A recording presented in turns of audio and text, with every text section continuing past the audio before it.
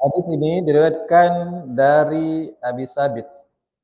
An Abi Sabitin Wakil, diriwayatkan dari Abu Sabit, dan ada yang mengatakan dia adalah Abu Sa'id. Abi itu kunyah. Seseorang disebut dengan menyebut nama anaknya. Abi Sabit berarti dia punya anak namanya Sabit.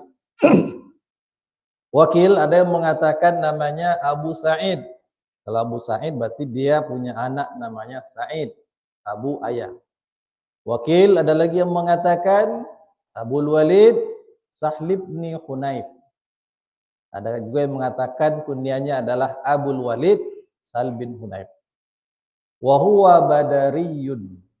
Dia seorang peserta perang Badar. Ingat, peserta perang Badar itu Allah sudah ampuni dosa-dosa mereka yang telah berlalu dan yang akan datang. Walaupun setelah perang Badar ada mereka yang bermaksiat, itu akan diampuni oleh Allah.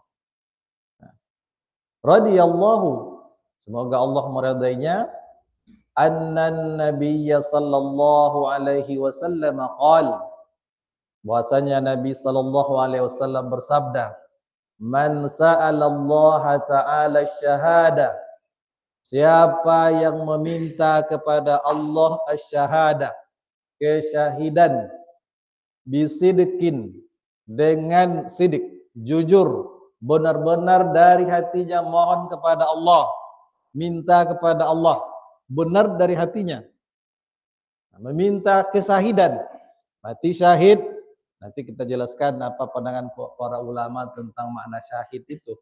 Apakah hanya sekedar mati, tapi dalam konteks hadis ini sepertinya mati dalam keadaan syahid. Nah, ballaghahu Allahu manazil syuhada.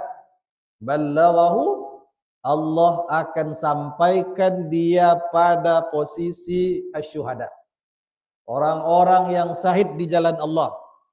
Wa imma ta'ala firashihi, walaupun atau sekalipun dia mati di tempat tidurnya. Itu kematian syahid, itu kematian yang paling indah, paling tinggi cita-cita menjadi setiap mukmin. Karena orang yang syahid itu tidak lagi langsung mendapat rezeki dari Allah Subhanahu wa taala langsung. Itu hanya mati syahid. Orang yang syahid tidak merasakan sakitnya kematian, kecuali seperti sakitnya digigit semut. Nah, begitu. Tidak melewati hisab, dan banyak keistimewaan yang Allah berikan. Nah, sekarang ada orang yang matinya di tempat tidur, tapi posisinya sama sebagai orang yang syahid. Syuhada. Nah, hadis ini diriwayatkan oleh Imam Muslim. Berarti dia adalah hadis sahih. Dan Imam Muslim disepakati sebagai kitab yang hadisnya sahih setelah kualitas sahih Imam Al-Bukhari. Nah, hadis ini disebutkan oleh Imam An-Nawawi pada babus sidik. Sidik, kejujuran hati. Nah, wasyahid dan syahid diantaranya sabda Rasulullah sallallahu alaihi wasallam, man sa'ala Allah taala syahada bisidqin. Syahadah kesahidan itu adalah tingkat yang paling tinggi. Tapi ba'das siddiqiyah.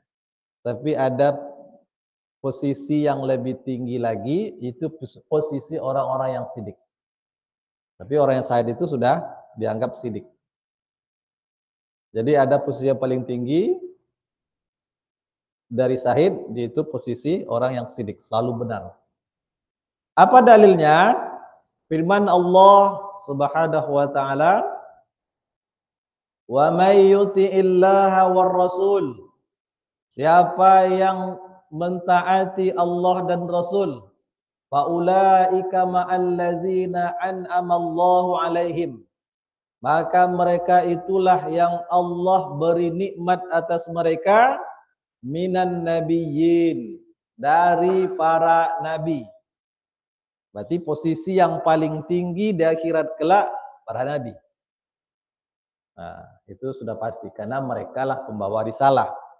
Mereka yang pertama kali ditanya, diminta pertanggungjawabannya di akhirat kelak oleh Allah, itu adalah para nabi. Nah, wasiddiqin, dan orang-orang yang sidik, jujur. Wasyuhada, dan orang-orang yang mendapatkan syahadah, kesaksian, mati syahid. Berarti yang pertama para nabi, yang kedua as-siddiq, yang ketiga asyuhada. Syuhada pada posisi yang ketiga. Dan yang keempat was-sholihin, orang-orang yang soleh. Siapa orang yang soleh? Orang yang apa yang dilakukan dalam kehidupan dunia ini sesuai dengan syariat. Karena makna soleh, solaha atau soluha itu secara bahasa artinya soleh, artinya sesuai. Kita artikan dengan baik. Apa sebab? Karena suatu perbuatan bisa dikatakan baik kalau sudah sesuai dengan syariat. Bukan sesuai semata-mata dengan akal kita. Kadang akal memandang baik, tapi kalau tak sesuai dengan syariat itu tidak baik. Akal kadang memandang tidak baik, tapi syariat sesuai, itu baik. Maka soleh itu sesuai dengan syariat. 4. Posisi mulia di akhirat kelak yang disampaikan di dalam surat An-Nisa ini. Dan ini pula lah yang kita minta minimal 17 kali dalam setiap hari kita. Ihdinas siratal mustaqim. Tunjukilah kami jalan mustaqim, siratal mustaqim. Siapa itu? Jalan-jalan yang ditempuh oleh para nabi, jalan yang ditempuh oleh as-siddiqin, jalan orang-orang yang syuhada, dan jalan orang-orang yang soleh. Nah, kita lihat dulu macam-macam syahadah. Di antaranya yang pertama, asyhadatu bi ahkamillahi azza wa jal ala ibadillah. Wa hadzi syahadatul ulama. Yang pertama, syuhada atau kesaksian terhadap hukum-hukum Allah azza wa jal terhadap hamba-hambanya. Ini adalah syuhadanya para ulama. Artinya para ulama mereka itu sebetulnya sebagai saksi akan hukum-hukum Allah yang sudah diberikan kepada manusia. Apa sebab? Mereka tahu, para ulama mengerti, inilah hukum Allah yang sudah Allah turunkan melalui para nabinya, diberikan, dilanjutkan kepada sahabat tabi'in dan manusia setelah itu. Ulama bersaksi. Nah, syuhada itu yang pertama sekali adalah para ulama. Kalau begitu logikanya, kalau ada seorang ulama yang benar-benar ulama, walaupun mereka matinya di tempat tidur, itu ukurannya sama dengan syahid. Karena di akhirat mereka akan menjadi saksi tentang orang-orang yang dia saksikan sudah diberikan, sudah disampaikan kepada mereka ajaran Rasulullah SAW. Mereka yang tahu. Nah, maka mereka adalah syuhada. Ini berdasarkan firman Allah, syahidallahu annahu la ilaha illa huwa wal malaikatu wa ulul ilm qa'iman bil qist.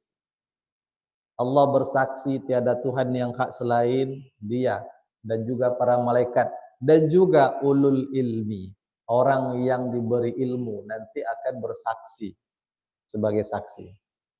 Kesaksian banyak dalam Al-Quran. Nah, Rasulullah nanti menjadi saksi bagi kita umatnya. Kita juga akan menjadi saksi terhadap umat-umat sebelum kita. Nah, itu hadis ketika yang menyebutkan tentang Nabi Nuh. Nabi Nuh nanti termasuk Nabi yang pertama ditanya oleh Allah. Nuh, kamu sudah sampaikan risalahku kepadaku? Sudah. Lalu ditanya kepada umatnya, apakah Nuh sudah sampaikan risalahku kepada kalian? Dan mereka, tidak. Tak pernah sampai risalah apapun kepada kami. Nah, begitu nanti dalam pengadilan itu. Lalu Allah tanya Nabi Nuh, Nuh, apa buktinya kamu sudah sampaikan kepada mereka? Kata Nabi Nuh, buktinya adalah Al-Quran yang diberikan kepada Nabi Muhammad SAW dan umatnya. Apa sebab itu menjadi bukti? Karena di dalam Al-Quran Allah sudah jelaskan Nabi Nuh telah sampaikan risalah itu kepada umatnya.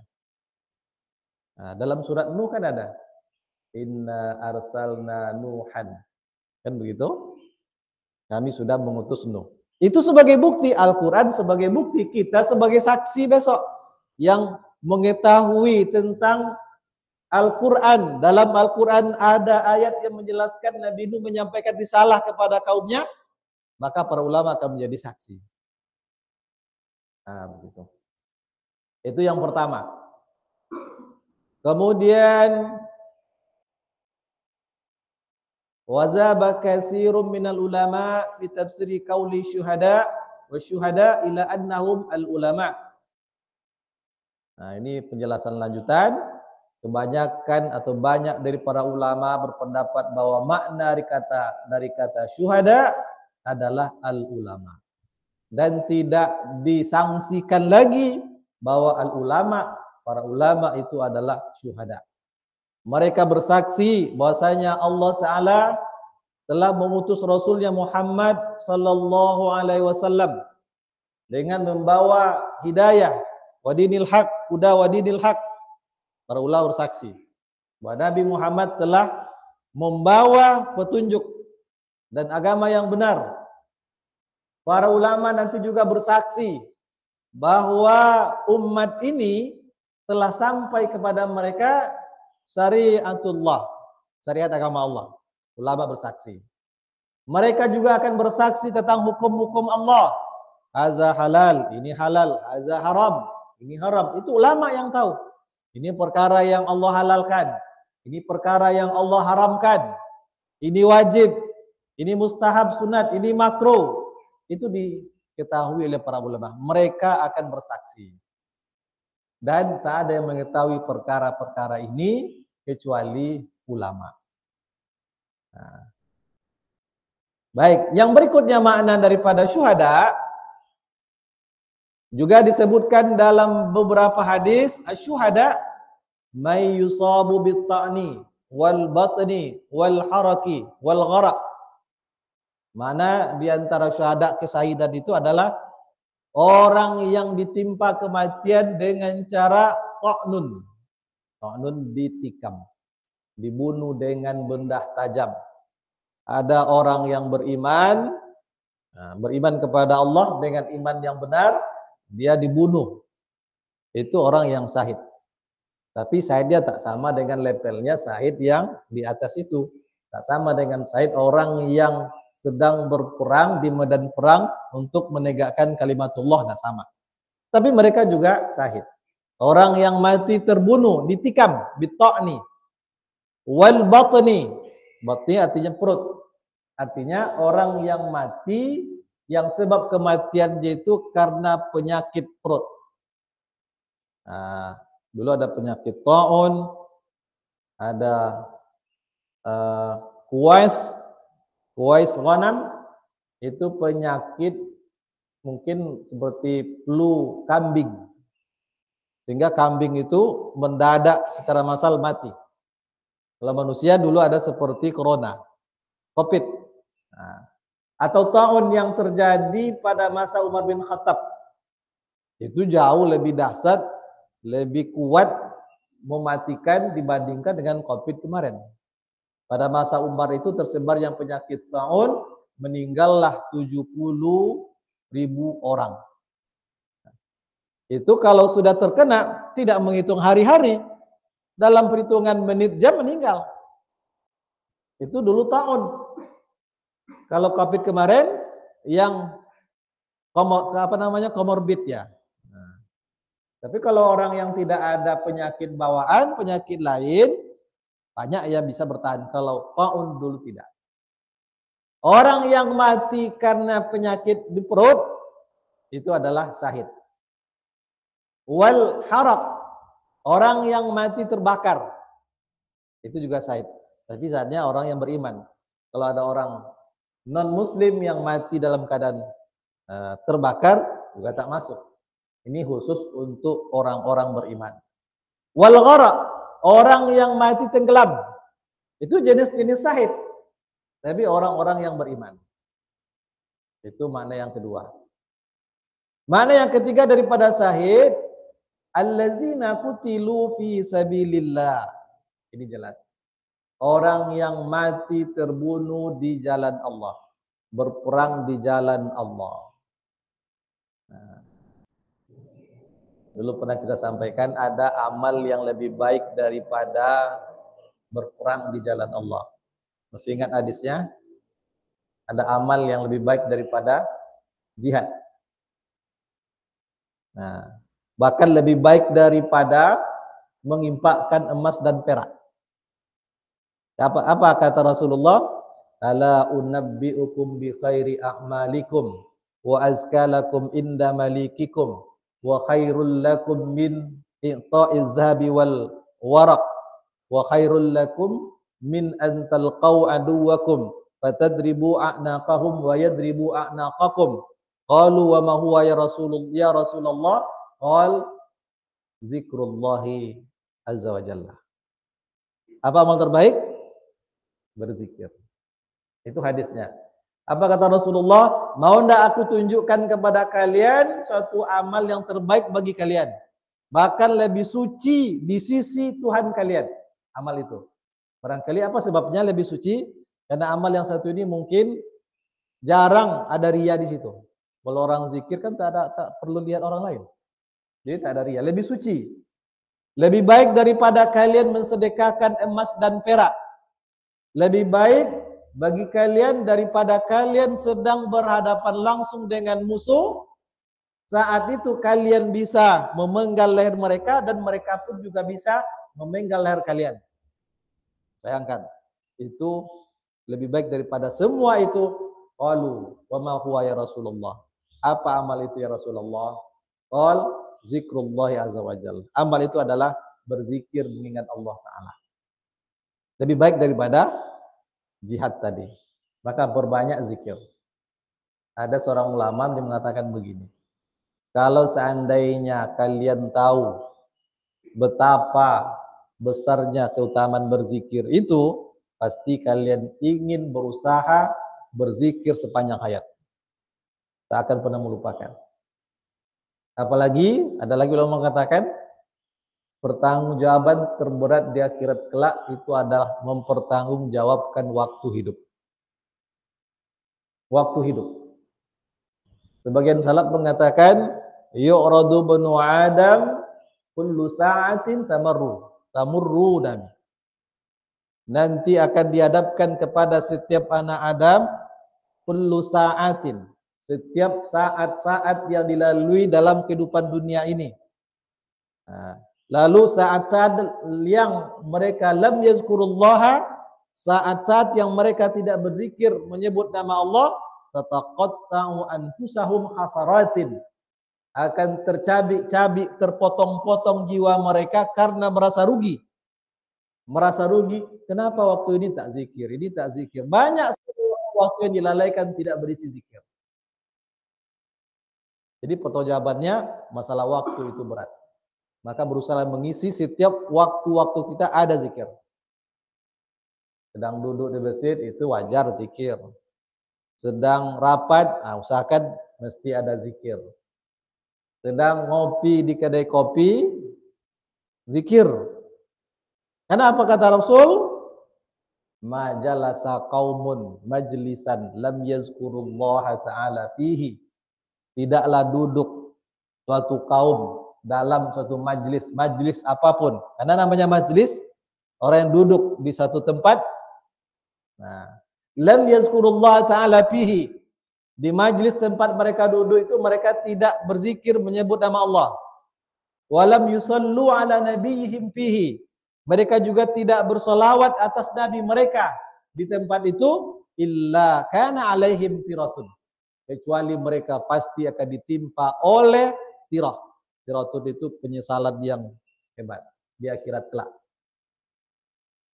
Insa'a azabahum wa insa'a ghafara lahum. Jika Allah menginginkan, Allah akan ampuni mereka. Allah sudah berikan waktu, masa hidup, umur, kenapa tidak dipakai untuk berzikir? Kalau Allah ingin, Allah ampuni mereka. Allah azab mereka. Wa in sa'a. Kalau Allah ingin, Allah akan ampuni mereka. Begitu pentingnya berzikir. Jadi sampai minum kopi pun duduk zikirlah. Enggak apa ya. Pas salat tiba tolu memohon bismillah. Alhamdulillah. Allahumma shalli ala Muhammad. Ya, sudah. Iya, itu kan majelis. Namanya majelis. Majelis itu dari kata jalasa artinya duduk. Tidak disebut sebelum atau sudah. Dalam hadis lain, jangan sampai lupakan mengucapkan 2 kali salam pada setiap pertemuan. Jangan sampai lupa. Pada setiap pertemuan ucapkan 2 kali salam. Pertama, salam di awal. Kedua, salam di akhir saat berpisah. Nah, jadi kalau kita mendatangi seseorang, Assalamualaikum. Nah, kalau berpisah, Assalamualaikum lagi. Lalu Rasul mengatakan, salam yang pertama tidak lebih baik daripada salam yang kedua. Artinya kedua salam ini itu sama-sama baiknya. Nah, jadi waktu-waktu hidup kita isilah dengan zikir. Tapi bukan berarti zikir itu selalu pikiran kita mengingat ayat Allah terus, tidak begitu. Karena kita juga perlu hidup mencari makan, kita perlu bekerja. Karena pikiran tentu tidak begitu, tapi hati adalah selalu tunduk kepada syariat Allah. Apa syariat Allah saat kita belajar, saat kita bekerja, semuanya ada. Saat makan ada syariat Allah. Baca dengan basmalah, baca doa. Setelah itu di akhir baca alhamdulillah, itu zikir. Maka setiap saat-saat yang kita lalui jangan sampai tidak terisi dengan zikir. Kalau tidak, waktu akan ditanya oleh Allah Subhanahu wa taala. Baik, makna suada berikutnya allazina yuqtaluna duna amwalihim wa duna anfusihim. Orang yang mati terbunuh karena mempertahankan harta dan mempertahankan nyawa. Itu syahid. Orang yang mati terbunuh mempertahankan harta dan nyawa itu adalah syahid. Rasulullah sallallahu alaihi wasallam bersabda, "Hina mas'alahu rajulun," ketika seorang laki-laki bertanya kepada beliau. Waqal, dia laki-laki ini bertanya kepada Rasulullah, bagaimana kalau seandainya ada orang yang datang kepadanya mengambil hartanya secara paksa? Apakah pasrah saja atau melawan, mempertahankan hartanya? Qal, ara'aita ya Rasulullah, laki itu berkatakan, bagaimana pendapat atau menurut engkau ya Rasulullah, ja'ani rajulun yatlubu mali, kalau seseorang datang kepadaku mengambil paksa hartaku. Qal, la tu'tihi malak, jangan kamu berikan hartamu kepada dia. Qal, laki tadi mengatakan lagi, ara'aita in qatalani, bagaimana kalau seandainya saya dibunuhnya? Ini saya pertahankan harta. Kadang kan harta nyawa kan begitu. Kalau tidak mau serahkan harta, nyawa. Akhirnya harta dapat juga kan begitu kan? Nah, bagaimana kalau saya pertahankan harta itu dia membunuh saya? Qal, kalau dia membunuh kamu, qatilhu, kamu perangi dia, kamu lawan. Jangan pasrah saja, pertahankan nyawamu. Qal, lalu laki mengatakan lagi, ara'aita in qataltuhu, ya Rasulullah, bagaimana kalau saya yang membunuh dia berhasil saya berhasil membunuh dia? Qal, Rasul mengatakan, huwa finnar, dia di neraka. Berarti kamu yang benar. Li'annahu mu'tadin zalimun. Kenapa dia masuk neraka? Karena dia orang yang berbuat melampaui batas, lagi berbuat zalim, mengambil hartamu tanpa hak. Dalam Al-Quran sudah banyak larangan. Ya ayyuhallazina amanu la ta'kulu amwalakum bainakum bil batil illa an takuna tijaratan an taradim minkum wa la taqtulu anfusakum. Kan begitu. Wahai orang-orang beriman, janganlah kamu makan harta di antara kamu sesama kamu dengan cara yang batil. Ini batil. Nggak boleh. Illa an takuna tijaratan, kecuali dengan cara melalui jual beli, perdagangan.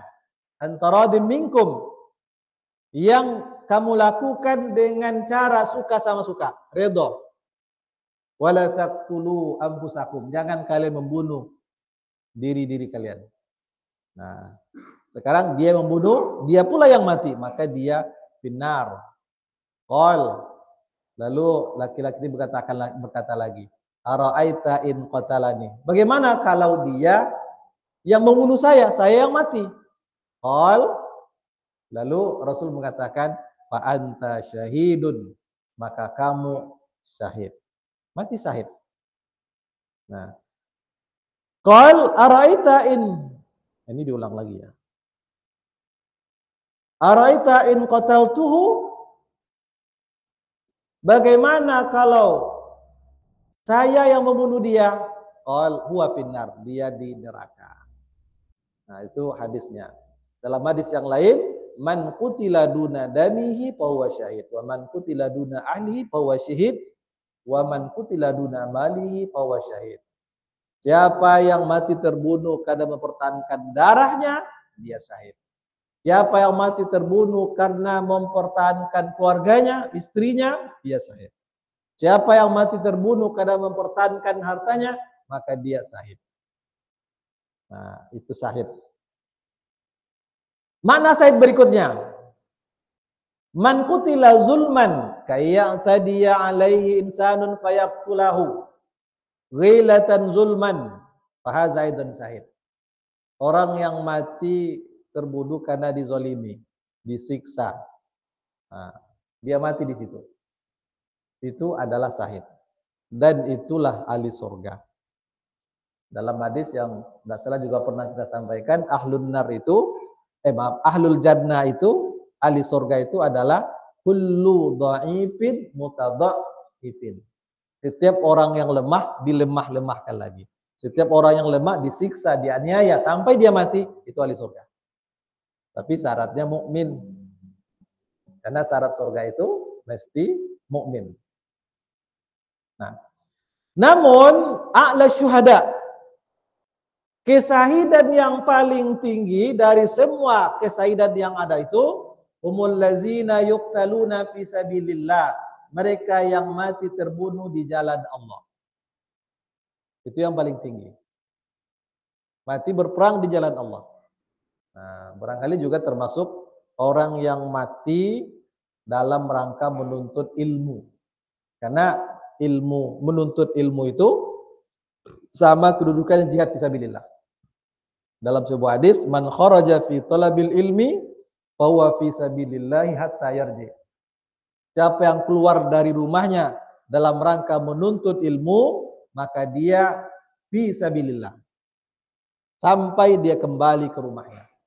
Inilah dasarnya kenapa pelajar-pelajar, orang menuntut ilmu diberikan zakat dalam kategori fi sabilillah. Karena mereka hidupnya dalam rangka menuntut ilmu, ilmu itu sama dengan fi sabilillah. Itu yang paling tinggi. Apa yang Allah berikan kepada mereka. Allah Subhanahu wa taala berfirman, wala tahsabannal ladzina qutilu fi sabilillahi amwata bal ahya'un inda rabbihim yurzaqun. Jangan Muhammad kamu mengira sekali-kali, ya sekali-kali Muhammad kamu mengira orang-orang yang mati terbunuh di jalan Allah amwata, benar-benar mati. Tidak. Mereka tak mati, tapi mereka sebaliknya hidup. Bal ahya'un, bahkan sebenarnya mereka hidup. Inda rabbihim yurzaqun, di sisi Tuhan mereka, mereka langsung diberi rezeki. Dengan kalimat yurzaqun dalam bahasa Arab itu adalah fi'il mudhari. Fi'il mudhari sesuatu yang terjadi pada masa sekarang dan pada masa yang akan datang.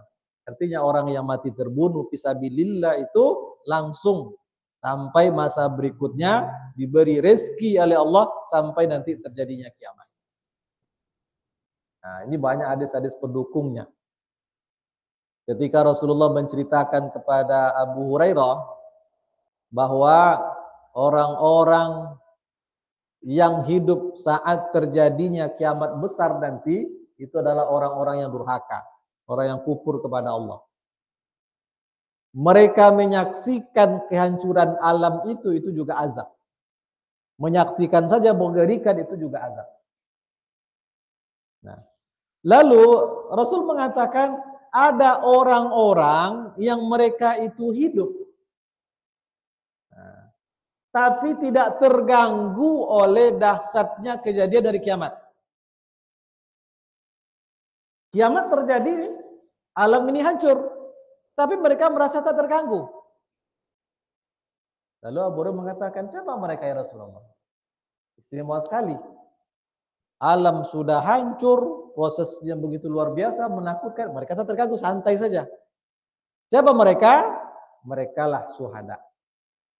Mereka hidup, tapi tak terganggu dengan kehancuran alam. Itu orang-orang yang syahid di jalan Allah. Nah, farihina bima atahumullahu min fadli. Mereka benar-benar berbahagia, senantiasa selalu berbahagia dengan apa yang Allah berikan kepada mereka berupa karunia-Nya. Di mana? Setelah mereka mati syahid itu. Makanya ada hadis menyebutkan orang yang mati syahid itu minta lagi untuk dihidupkan ke dunia. Sudah mati syahid, tapi minta lagi kepada Allah agar dihidupkan kembali. Apa tujuannya minta untuk dihidupkan kembali? Agar bisa berjihad mati syahid lagi. Kalau seandainya Allah kabulkan, mereka mati syahid lagi, mereka akan minta lagi untuk dihidupkan. Tujuannya apa? Supaya bisa berjihad lagi, mati syahid lagi. Itu disebutkan dalam hadis. Nah, jadi farihina bima atahumullahu min fadli wa yastabshiruna billazina lam yalhaqu bihim min khalfihim alla khaufun alaihim wa lahum yahzanun. Mereka juga bergembira dengan orang-orang yang akan menyusul mereka di belakang mereka, dengan mengkabarkan alla khaufun alaihim, tak ada lagi rasa takut atas kalian, wa lahum yahzanun, dan kalian tidak akan pernah merasa bersedih. Yastabshiruna bi ni'matin minallahi wa fadl. Mereka bergembira dengan nikmat dari Allah dan karunia yang besar. Wa annallaha la yudhi'u ajral mu'minin. Dan Allah tak pernah menyia-nyiakan ganjaran pahala orang-orang yang beriman. Nah, itu tentang syahid. Jadi syahid yang paling a'la, syahid mati di jalan Allah saat berperang fisabilillah. Nah, dan fisabilillah itu adalah man qatala, siapa yang berperang litakuna kalimatullahi hiyal ulya. Orang yang berperang agar kalimat Allah itulah yang mulia, yang paling tinggi.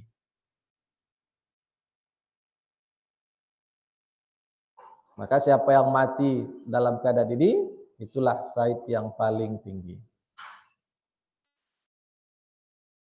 Lalu, apabila seseorang manusia berkata meminta kepada Rabbnya, wa qala Allahumma inni as'aluka syahada fi sabilik. Ya Allah, sungguh aku meminta kepada Engkau kesahidan di jalan-Mu. Wala takunu syahadatu illa bil qital. Dan yang dia lihat, dan sepertinya tidak ada kesahidan kecuali dengan perang. Yaitu perang menegakkan kalimat Allah. Fa inna Allah ta'ala iza alima minhu sidqal qaul wan niyah.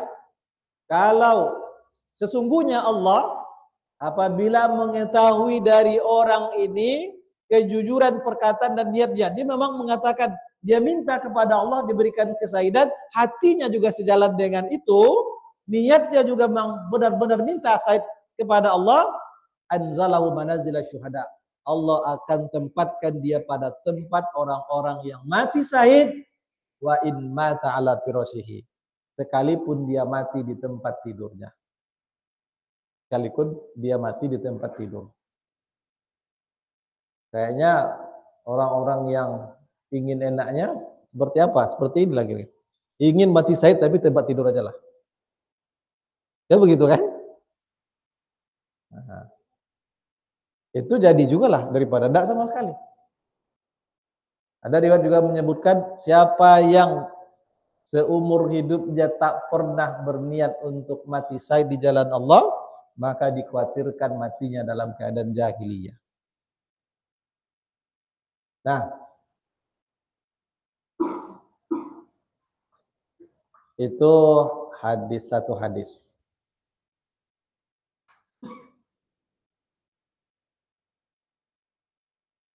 Nah, ada pertanyaan sampai di situ? Ya, Pak Guru.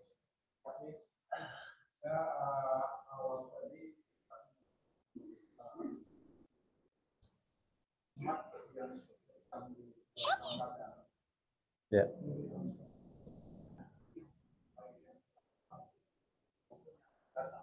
Ya.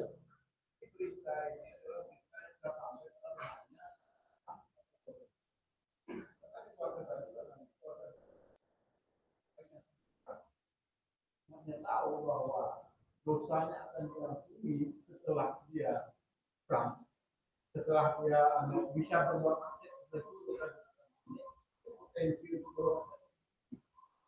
jadi berita itu di sampai tahunnya belum perang. Ya, itu logika kita.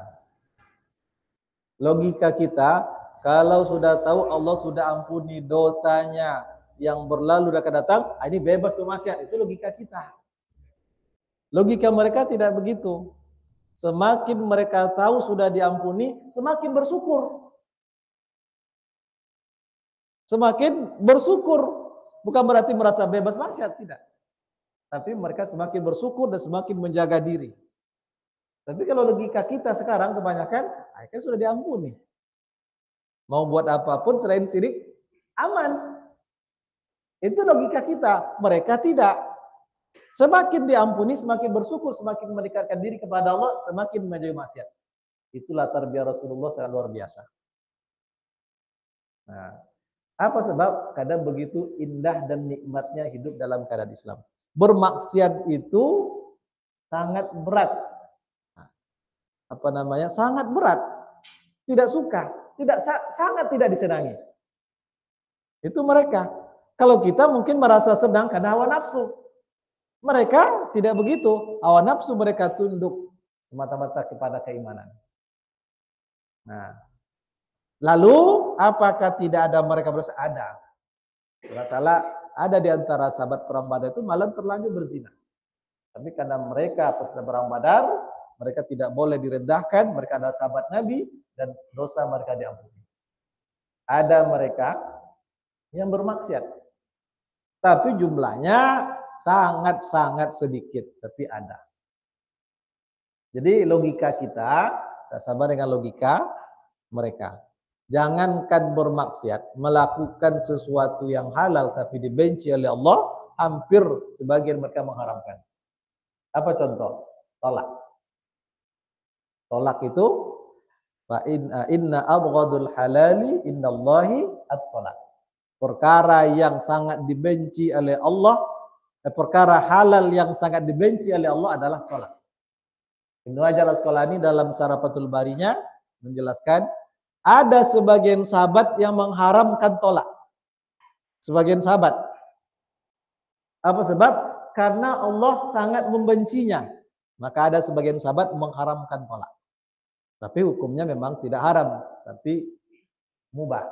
Boleh, dan sebagai solusi. Itu apa sebab? Sampai mereka mengatakan tak boleh tolak 3. Karena itu perkara yang dibenci. Tapi kalau sampai kepada tataran fikihnya, tolak itu boleh.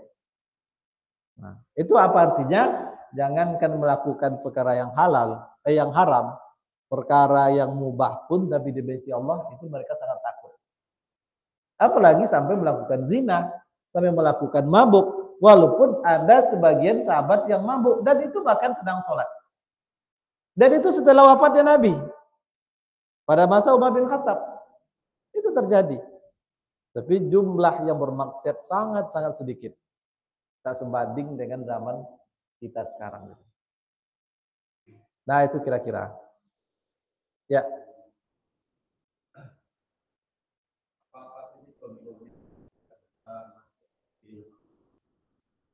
Kita selama ini yang kan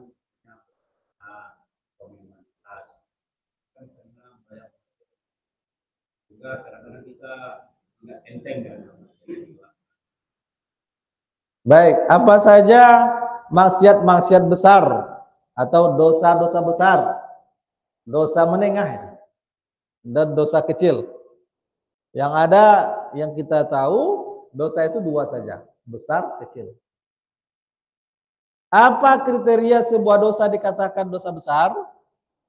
Dosa besar itu adalah semua dosa atau larangan Allah yang diancam dengan pertama hukuman dunia atau hukuman akhirat atau kedua-duanya. Itu dosa besar. Kalau ada ancaman dunianya itu dosa besar, atau yang ada ancaman akhiratnya dosa besar. Apalagi kalau dua-duanya. Contoh, membunuh jelas ada ancaman dunianya. Apa ancaman dunianya? Qisas. Zina, apa ancaman dunianya? Dirajam bagi yang sudah muhsan. Dicambuk 100 kali yang ghairu muhsan. Ada. Iya, malah itu berat. Ancaman akhirat. Ancaman dunia juga ada. Cuman ancaman dunia bagi orang durhaka itu tidak disebutkan ancaman secara langsung dalam bentuk perbuatan apa. Dosa besar. Hukukul walidain. Itu dosa yang besar setelah berbuat syirik adalah durhaka kepada orang tua. Nah, salah satu dosa yang Allah perlihatkan ancaman dunianya itu durhaka kepada orang tua. Kata Imam Syafi'i kalau tidak salah, kalau ada orang tua merasa segan untuk ngomong sesuatu kepadamu, tak sanggup mengungkapkan keinginannya kepadamu karena sikapmu, itu sudah durhaka.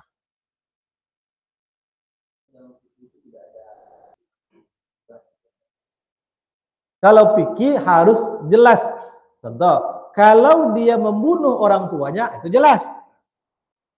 Tapi durhakanya itu umpamanya dengan cara meninggikan suara dari orang tua saya, itu sudah durhaka. Ingatkan kisah Abu Hanifah. Ketika Abu Hanifah bertanya kepada muridnya, tolong sampaikan kepada orang tuaku di apa hukum suatu masalah. Ibunya bertanya kepada murid Abu Hanifah tadi atau orang tuanya. Kata ulama ini, Abu Hanifah lebih paham. Kan begitu. Artinya kenapa? Karena Abu Hanifah tidak mau merasa lebih tinggi daripada orang tuanya. Meninggikan suara saja itu sudah dianggap durhaka. Apalagi sampai menampar, memukul, membunuh. Ada yang membunuh. Itu jelas kalau sudah bunuh ada hukuman dunia, apalagi akhiratnya. Itu bisa ditetapkan oleh pemerintah. Ada kisosnya, maka itu lebih berat. Mabuk itu juga ada hukuman dunianya. Pada masa Umar bin Abdul Aziz, dia razia dan menangkap orang-orang yang sedang mabuk. Dibawa semuanya. Kemudian mau dihukum. Ketika mau hendak dihukum, ada yang mengatakan, ya Amirul Mukminin, si fulan ini dia saat itu sedang berpuasa.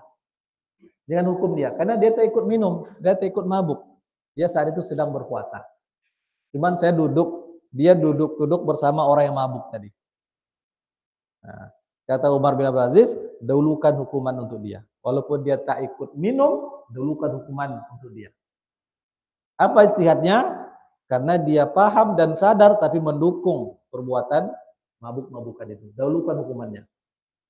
Apa hukuman mabuk? Cambuk 80 kali. Nah, bahkan ada hadis yang diperisikan oleh para ulama fikih, kalau sudah Orang itu mabuk, dihukum cambuk. Dia ulang lagi, hukum cambuk lagi. Ulang lagi, hukum cambuk lagi. Yang keempat, dibunuh. Nah, coba beda para ulama fikih, apakah memang sampai dibunuh atau tidak.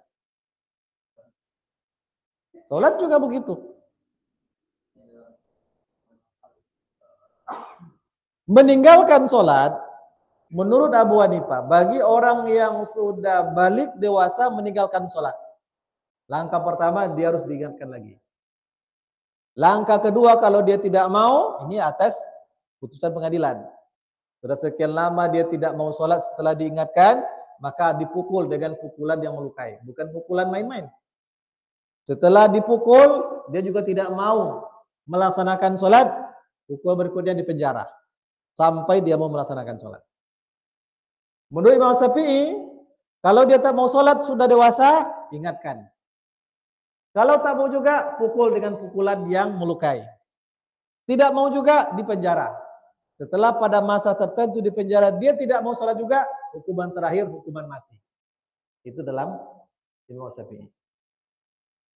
Nah, barangkali Imam Syafi'i mengkiaskan, kalau sudah dengan langkah-langkah seperti itu, dia tidak mau sholat juga, sementara perbedaan antara mukmin dan kafir adalah sholat, berarti dia sudah murtad. Kalau murtad, jelas hukumannya hukuman mati. Murtad. Nah, itu.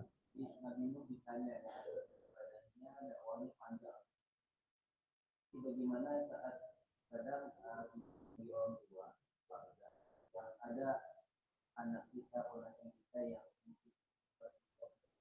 ada fatwa yang sering kadang mendengar dia kan sudah dewasa, dia sudah nikah, apakah sampai sini ataupun sering sampai hari raya, sehingga apakah yang tadi benar saya sudah sampaikan sudah dewasa, lepaslah saya nikah. Ayahnya menolak, anaknya Nah, berdakwah itu terhadap keluarga tidak ada batas waktunya. Tapi yang menjadi batas kemampuan. Kalau ada seorang anak, dia sudah dewasa, dari kecil sudah dididik oleh ayahnya untuk selalu sholat. Setelah dewasa dia merantau, kemudian dia tinggalkan sholat, orang tuanya tahu, dia mesti mengingatkan. Sesuai dengan kemampuannya. Kalau tak tahu, itu baru di luar tanggung jawabnya. Karena dia tidak tahu. Allah tidak akan menghisab sesuatu yang dia tidak tahu. Kecuali kalau dia dari kecil melalaikan mendidik anak. Itu baru akan diminta pertanggungjawabannya. Atas kelalaian itu. Walaupun dia orang yang soleh, tapi lalai dalam mendidik anak untuk menunaikan sholat. Karena memang ilmu yang mesti dipelajari itu ada 3. Itu fardu ain. Yang pertama ilmu tentang akidah. Akidah itu mengenal Allah, itu yang pertama. Kemudian yang kedua mengenal Rasulullah. Yang ketiga mengenal as-sam'iyat. As-sam'iyat itu artinya perkara-perkara gaib. Malaikat, jin, apalagi hari kiamat, surga, neraka, itu sam'iyat. Jadi mengenal Allah, mengenal Rasulullah, mengenal as-sam'iyat. Itu satu ilmu wajib, bukan fardu kifayah, fardu ain. Yang kedua baru ilmu-ilmu syariah. Nah, syariah ini ilmu tentang amalan. Wajib berilmu tentang mandi janabah, thaharah, wudu, tayamum, sholat, puasa, haji, bagi yang sudah sampai wajib haji. Itu fardu ain. Dan yang ketiga kata ulama, wajib belajar tentang ilmu tazkiyatun nafs, menyucikan jiwa. Harus kita tahu, oh ini hasad, ini sombong. Harus tahu bagaimana cara menyucikannya. Nah, itu tazkiyatun nafs. Ilmu-ilmu yang lain itu fardu kifayah. Ya. Kalau kita menghibah orang kan, Ya.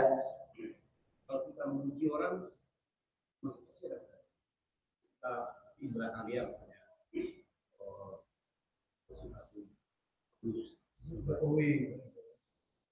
kadang sering menghibah orang. Kalau memujinya, Memujinya masuk maksiat. tak ada dalil yang mengatakan memuji seseorang maksiat. Persoalannya terletak pada orang yang dipuji. Maka jangan beratkan saudaramu dengan pujian. Kalau memuji dia di belakang dia. Tujuan memuji itu ada. Apa? Supaya orang lain mengikuti kebaikannya. Dia akan dapat pahala. Kita pun juga dapat pahala. Tapi kalau memuji dia di depan dia, itu bisa jadi menzalimi dia. Apa sebab? Datang rasa ujubnya. Nah, itu yang jadi masalah. Jadi dengan puji orang di depan dia.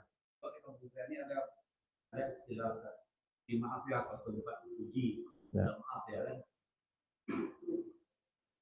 Maksud yang memuji tadi ya berdosa. Kampung terpuji apa tadi? Kalau di kampung saya kan ada istilahnya kan, ini saya minta maaf kalau terlibat puji saya. Bupatinya. Iya. Cara ke dia, Iya. bupati ya. Puji. Dia minta maaf juga. Itu tak ada masalah itu. Benar tak? Tak ada masalah. Namanya minta maaf kan? Tak perlu minta maaf kalau kita memuji orang.